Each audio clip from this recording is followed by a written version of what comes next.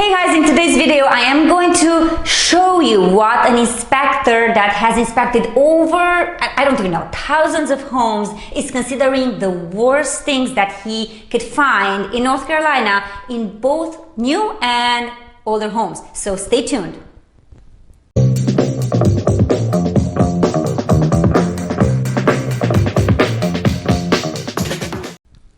And welcome back. As I said, Jonathan with Win Home Inspections of Raleigh is going to talk to you about what they consider as some of the worst things that you can find in an inspection.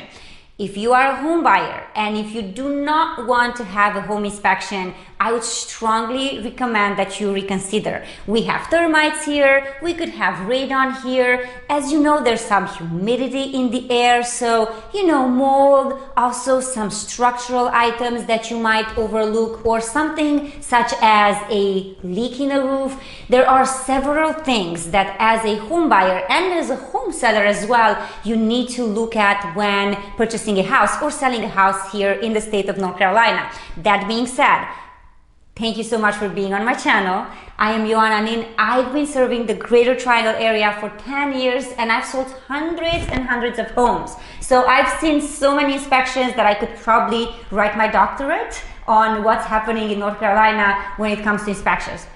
So if you are interested in more information, if you'd like to leave a comment, if you have any concerns, if you are currently under contract, I'm more than happy to help you, whatever the case is. But please subscribe, click that notification button. I do record 1 to 2 videos, neighborhood videos, informational videos every single week, and I'm here to tell you what is happening with the homes, with the market generally in the Greater Triangle area. So thank you again for being here, and let's listen to Jonathan with Win Home Inspections.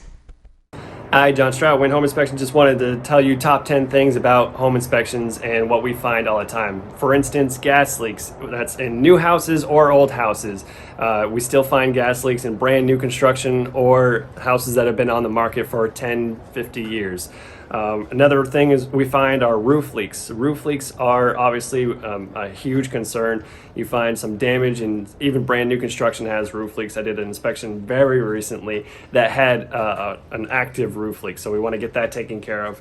Foundation cracks, rule of thumb is 1/4 inch wide, and if there's any deflection, then you want to talk to a structural engineer to get it taken care of, to see if there's any activity, see if there's anything else really going on there. And obviously I can walk you through a whole inspection to tell you what the other effects of a crack in the crawl space or on the foundation itself could be. Another thing, siding, swelling, and damage. It depends on the type of siding, but a lot of stuff like masonite siding, very common to have it swelling or cause some type of deterioration or damage. We want to get that taken care of because we don't want it to actually go into the wall itself. You could find it near the corners of your windows or the corners of your house itself. You can see where the actual swelling occurs. Next thing we want to talk about are leaks. Leaks in the crawl space, leaks, active leaks from typical different types of piping or anything, coming from toilets, coming from anything else.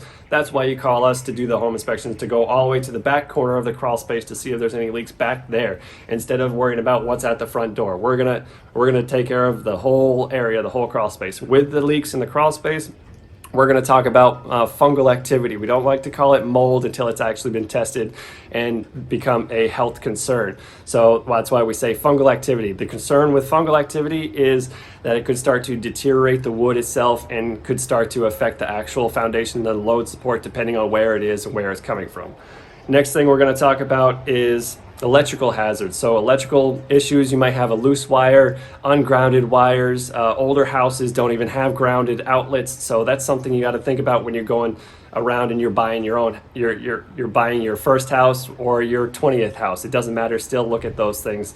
Other things, cracks in the foundation. I don't know if we touched on that too much, but we're going to talk about the activity. If it's 1/4 inch wide, if you put 2 credit cards in there, that's where it starts to be a concern. Radon is a gas that's the heaviest gas on the periodic table, so we want to get that taken care of. Yes, North Carolina has radon, and it's the second leading cause of cancer behind smoking. So we want to get that checked out and make sure that we can do a test now to save you the money to have to put a mitigation system in, so you don't have to, especially if you're buying a brand new house. Maybe that's part of your negotiation, or at least so you don't have to worry about, potentially causing cancer for yourself or your family. You have termites in North Carolina, so some things that you should watch out for is the tubes in the crawl space. You might have some mud tubes in your garage.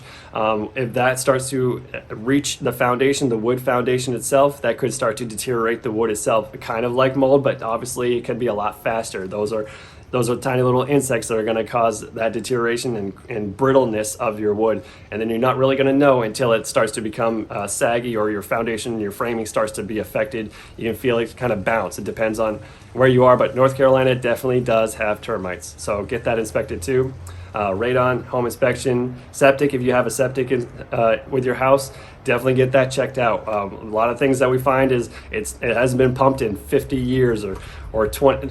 Theoretically 20 years. They're like, we've been in this house for 20 years, never had an issue. Yeah, because you never had it pumped and you don't know the condition of it. So Wow. So what do you recommend usually? How often should people pump their it really depends on the type of pump you have. If you have an actual pump or LPP system, how many people live in the house, how big is your house, 3 to 5 years, depending on how many, like I said, how much activity you have in the house. Cool. Thank you so much. Appreciate it. Have a beautiful rest of your day, guys, and please subscribe and comment, and I will put Jonathan's information right there for all of you. Call me.